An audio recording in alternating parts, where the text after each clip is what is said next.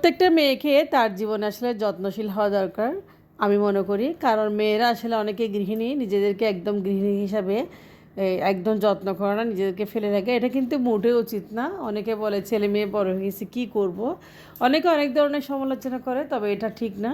তো hello everyone, আসসালামু আলাইকুম, welcome back to my channel আনিশেলিস ড্রিম। আর একটা ছোট্ট ব্লগ নিয়ে আপনাদের জন্য চলে আসলাম। আমি আমার ব্লগগুলো আপনাদের সাথে শেয়ার করি। যদি ভালো লাগে একটা লাইক করতে ভুলবেন না, আর চ্যানেলটা অবশ্যই সাবস্ক্রাইব করে পাশে থাকবেন। আর লাইক করলে আসলে অনেক ভালো, আপনারা একজনকে অবশ্যই লাইক করবেন। লাইক করলে একজনের ভিডিও অন্যজনে দেখতে পায়, সেটাই। তো অবশ্যই চ্যানেলটি সাবস্ক্রাইব করে পাশে থাকবেন। তো সকালবেলা চলে আসলাম, আসলে সকাল সকাল একদম ভোরে।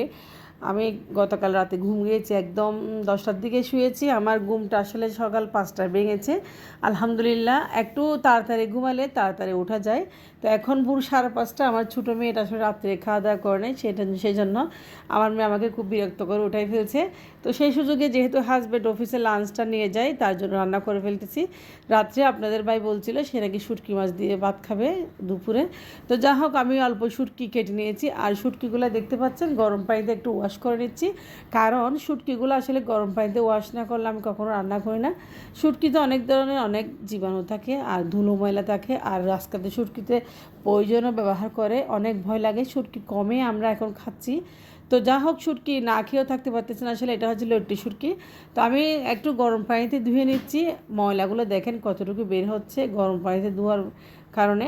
তো আমি এমনিতে প্রত্যেকটা শুটকি একটু গরম পানিতে ভালোভাবে ধুয়ে নিয়ে রান্না করি। তো শুটকিটা আমি ধুয়ে নিয়েছি, দেখেন খুব সুন্দর করে আমি এখন ফ্রেশ করে নিচ্ছি পানি দিয়ে, গরম পানিটা ফেলে একদম।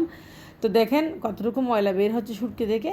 তো আপনি এরকম শুটকি ধুয়ে রান্না করবেন, অনেক ভালো। একদম শুটকি ধুয়ে রান্না করলে একদম জীবাণুমুক্ত থাকা যায়। যা হোক, শুটকিটা ফ্রেশ করে ধুয়ে নিয়েছি। এখন আমি আরেকটু ধুয়ে নিচ্ছি, কারণ শুটকিতে ধুলো ভালো থাকে।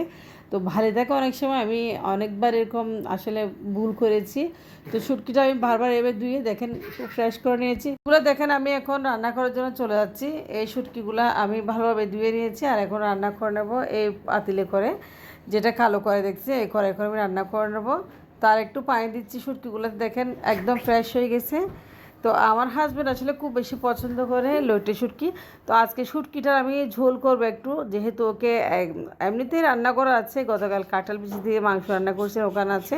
তো আমার হাজব্যান্ড আসলে একটু শুটকি বেশি পছন্দ করে। যা হোক না কেন, আমি চুলায় কড়াইতে তেল গরম করে নিচ্ছি।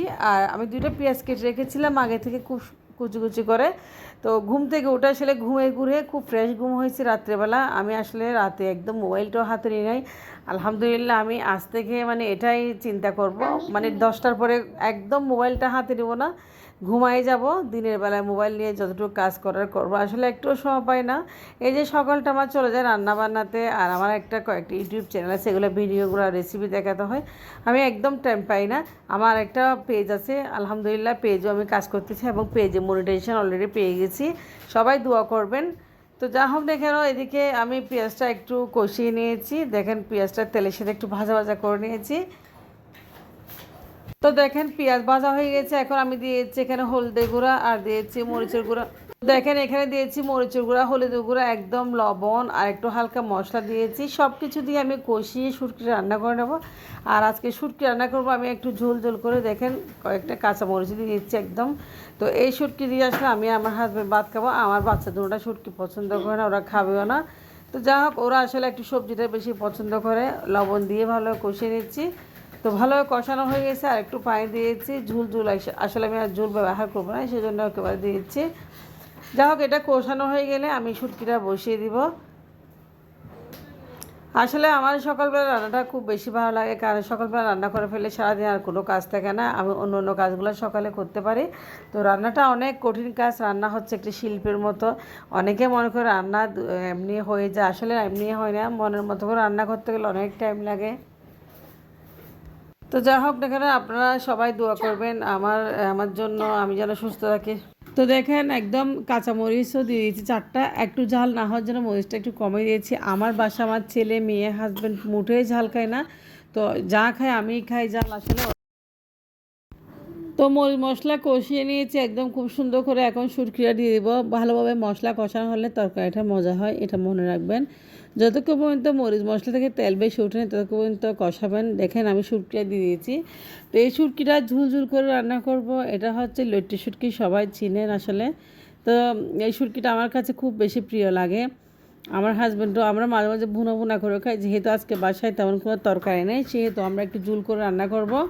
তো দেখেন একটু ঝুল করে রান্না করতেছে, আমি একটু ভালোভাবে কষিয়ে নিচ্ছি। মরিচ তেল মশলার সাথে ভালোভাবে কষানো হয়ে যাচ্ছে। তো কষানোর পর আমি আসলে পানি দিয়ে দিব, কারণ এটা কষানোর উপর ডিপেন্ড করে রান্নাটা কতটুকু মজা হবে, এটা কষানোর উপর ডিপেন্ড করে। দেখেন শুটকিতে পানি শুকিয়ে গেছে, আমি এখন পানি দিয়ে দিচ্ছি আর ঝুল একটু কম দিচ্ছি মোটামুটি।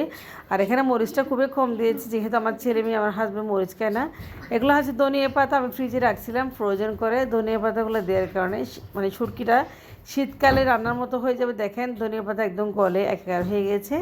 তো আমি এভাবে ধনিয়া পাতা ফ্রোজেন করি। আমার পেজে ফ্রোজেনের ভিডিও অবশ্যই দেওয়া আছে, ইউটিউব চ্যানেলও দেওয়া আছে। তো দেখেন হয়ে গেছে শুটকিটা, আমি এখন চুলা থেকে নামিয়ে ফেলবো। তো আমি এখন চুলা থেকে নামিয়ে ফেলবো। শুটকি হয়েছে। এদিকে অফ ক্যামেরায় আমি কিছু আসলে রুটিও বানিয়েছি, যেহেতু আসলে মেয়ের জন্য নুডলস রান্না করছি। তবে আমার ছেলে মেয়ে দুটোটাই দুই রকম। ছেলে নুডলস কেন, বাবাও খাবে না, আর আমারও ভালো লাগে না সকালবেলা নুডলস। তো আমি কিছুটা পরিমাণে রুটি বানিয়েছি। রুটিগুলো আমার হাজব্যান্ড আমাকে ছেঁকে দিচ্ছে খুব সুন্দর করে। তো রুটিগুলো আমার হাজব্যান্ড ছেঁকে দিচ্ছে, দেখেন খুব সুন্দর করে। তো রুটিগুলো ছেঁকে নিয়েছি। এখন আমরা চলে যাচ্ছি নাস্তা করতে। আমি এদিকে কাঁঠাল বিচি রান্না করছিলাম মুরগির মাংস দিয়ে। আমার মেয়ে খাবে আর আমি চা খাবো। আমার হাজব্যান্ড ডিম খাবে, তাকে ডিম পোস্ট করে দিয়েছি। মাঝে মাঝে আমরাও ডিম খাই। আমার হাজব্যান্ডকে টিফিনটাও দিয়েছি, দুপুরে লাঞ্চটাও দিয়েছি। দেখেন ও ব্যাগ ভরে নিয়েছে আর ও নাস্তা খেতে বসে যাচ্ছে। আবার এদিকে ওর কাপড়টা আমাকে আয়রন করে দিতে হয়েছে, আসলে অনেক কষ্ট করে, আপনাদেরকে ভিডিওতে দেখাই নাই। তো চলে আসলে এদিকে একটা বাটি ধুইতে। এটা হচ্ছে অনেক পুরানো দিনের, আজকে আপনার সাথে শেয়ার করতেছি। আমার হাজব্যান্ড মানে আমার শ্বশুর কিনেছে এটা আজ থেকে 30 বছর আগের। এই বাড়িটা অনেক নতুন এখনও। তখনকার জিনিস যে এত ভালো ছিল, দেখেন আপনারা, এত সুন্দর এখনও রয়ে গেছে। আজ থেকে 30 বছর আগে বাটিটা আসলে কিনছে, মাশাল্লাহ কত সুন্দর দেখেন এখনও। তো যাই হোক, এটা বের করেছি আসলে, মানে আমার শাশুড়ি দিয়ে রেখে গেছে, এই জন্য আমার হাজব্যান্ডকে লাঞ্চটা এটা করে আগামীকাল থেকে দিব। তো এটা দিয়ে ফ্রেশ করে নিচ্ছি। অথচ এটা বাড়িটা এমনিতে মানে অনেক বছর হয়ে গেছে, মাশাল্লাহ। আমি এটা চিন্তা করতেছি মানে এত বছর কেমনি এটা, মানে তখনকার স্টিলগুলো এত যে ভালো ছিল। আর এখন তো সব কিছু 2 নাম্বার হয়ে গেছে আসলে। দেখেন কত সুন্দর, আমি আপনাদেরকে দেখাচ্ছি। স্টিলের একটা দাগও হয় নাই একদম। তো আমি ব্যালকনিতে শুকাই দিয়েছি একটু ধুয়ে ভালোভাবে। তো উপরের বক্সটাও দিয়ে দিয়েছি আমি। উপরের বক্সটার একদম টেক্সচারটা পর্যন্ত রয়ে গেছে এখনও। তো আল্লাহর রহমতে কীভাবে এখনও রয়ে গেছে সেটা আমি চিন্তা করতেছি, মাশাল্লাহ। তো দেখেন আমি বাইরেরটাও ধুয়ে নিয়েছি। বাইরের বক্সটা কত সুন্দর দেখেন, মাশাল্লাহ এখনও চকচক করতেছে, একদম নতুন। আর এটা একদম আসলে কি বলবো, কোথাও কিছু হয় নাই। স্টিকারটা পর্যন্ত এখনও আছে, আজ থেকে 30 বছর আগে কিনছি। দেখেন স্টিকারটা পর্যন্ত এখনও আছে, জার্মানির এটা। এগুলো হচ্ছে বাইরের জার্মানির লাঞ্চ প্যাকের টিফিন। যা হোক আপনাদেরকে দেখাচ্ছি, আপনারা অবশ্যই বুঝতে পারেন তখনকার জিনিসের যে ভালো ছিল, এখনকার জিনিসের সাথে তখনকার জিনিস একদম আসলে মিল নেই। তো যা হোক আমি কাজকর্ম সেরে একদম গোসল করতে চলে যাচ্ছি। আর গোসলের আগে আমি একটা প্যাক ব্যবহার করি, সেটা আপনার সাথে শেয়ার করতেছি। এখানে কাঁচা দুধ এবং নিয়েছি চালের গুঁড়া আর বেসন নিয়েছি, সাথে একটু লেবু রস দিয়ে আমি এটা মুখে লাগাই গলা পর্যন্ত, কারণ আমি সাবানটা একটু ব্যবহার করি না, অনেক বছর থেকে আমি সাবান ব্যবহার করি না। এই রেমেডিটা আমি ইউজ করি, আপনারা চাইলে এটা দিতে পারেন। এখানে দেখেন, এখানে দিয়েছি বেসন, কাঁচা দুধ আর দিচ্ছি একটু করে চালের গুঁড়া। এটা হচ্ছে আমার রূপচর্চার আসল রহস্য। আপনাদেরকে আজকে জানিয়ে দিলাম, যেহেতু গোসলে যাচ্ছি, আমি যেহেতু সাবান ব্যবহার করি না, এটা দিয়ে গোসল করে ফ্রেশ হব। তো আপনারা চাইলে দিতে পারেন, আপনাদের কালো ছোপ চাক দাগ থাকলে চলে যাবে, মাশাল্লাহ আপনারা 7 দিনের রেজাল্ট পাবেন, একদম চকচক করবে। ইনস্ট্যান্টলি আপনারা যদি কোথাও বেড়াতে যান, তাহলে আপনার স্কিন এতই সুন্দর হবে, মাশাল্লাহ, তা বলার বাইরে। আপনারা নিজে টের পাবেন। তো চাইলে আপনারা একটু অয়েল ইউজ করতে পারেন। তো আমি চলে আসলাম এখন এটা ব্যবহার করতে। দেখেন আমি এখন মুখে লাগিয়ে নিচ্ছি, আপনার সাথে শেয়ার করতেছি। আমার গোসলের টাইম হয়ে গেছে। সারাদিন কাজ আর কাজ, আসলে এখন কিছু করার নেই, সংসারের কাজের ফাঁকে ফাঁকে অনেক কাজ করি। তো আমি আরেকটা, আপনারা জানেন একটা আমি ফ্রোজেন নাস্তার আমার একটা বিজনেস আছে, ওটা গতকাল অনেক অর্ডার ছিল, আপনাদেরকে ভিডিও শেয়ার করে নাই। তো অর্ডারগুলো কমপ্লিট করছি, মাশাল্লাহ। ওটা হচ্ছে আমার হাত খরচের জন্য আমি আসলে এটা করি। তো অনেক অর্ডার হয়েছে আমার ফুড পান্ডা কিচেন যেটা, সেটা তো অনেক অর্ডার হয় আলহামদুলিল্লাহ। তো দেখেন আমি কি সুন্দর করে মুখে লাগিয়ে নিচ্ছি একদম ফেস মাস্কটা। তো এইভাবে গলা পর্যন্ত আমি লাগাবো, গলা পর্যন্ত লাগিয়ে আমি আধ ঘন্টা বা 15 মিনিট বসে থাকবো। তারপরে গোসলটা সেরে নেবো, এরপর স্কিনটা অনেক চকচক করবে। তো আমি এটাই ব্যবহার করি। আমার মতে প্রত্যেকটা মেয়ের উচিত মানে মানুষের জীবনে এরকম রূপচর্চা করা, বা প্রত্যেকটা মেয়েরই উচিত। অনেকে আসলে বিয়ের পরে বাচ্চা কাচ্চা একটু বড় হয়, নিজের প্রতি একটা আলস্যতা চলে আসে, এটা কিন্তু তো যা হোক না কেন আপনারা ভালো থাকবেন, আমার জন্য অবশ্যই দোয়া করবেন, আর নিজের জন্য অবশ্যই কিছু না কিছু করবেন। সবাই নিজের জন্য শ্রম দিবেন, নিজেকে ভালোবাসবেন, নিজেকে কি বলবো আনন্দে রাখবেন, নিজেকে যত্ন করবেন। প্রত্যেকটা মেয়ের উচিত আসলে নিজেকে যত্ন করা, আনন্দ করা। কারোর জন্য কারো জীবন থেমে থাকেন, এটা অবশ্যই মনে রাখবেন। নিজে একদম অতিরিক্ত করে টেনশন করে চোখের নিচে কালো ছাপ ফেলে কোনো লাভ নেই। যা হোক ভালো থাকবেন, আমি আপনাদেরকে যা বলেছি অবশ্যই আপনারা মনে রাখবেন, আর আমাকে আপনারা ভুল বুঝবেন না। তো ভালো থাকবেন আপনারা। আল্লাহ হাফেজ। আজকের জন্য একটু ভিডিও। আসসালামু আলাইকুম।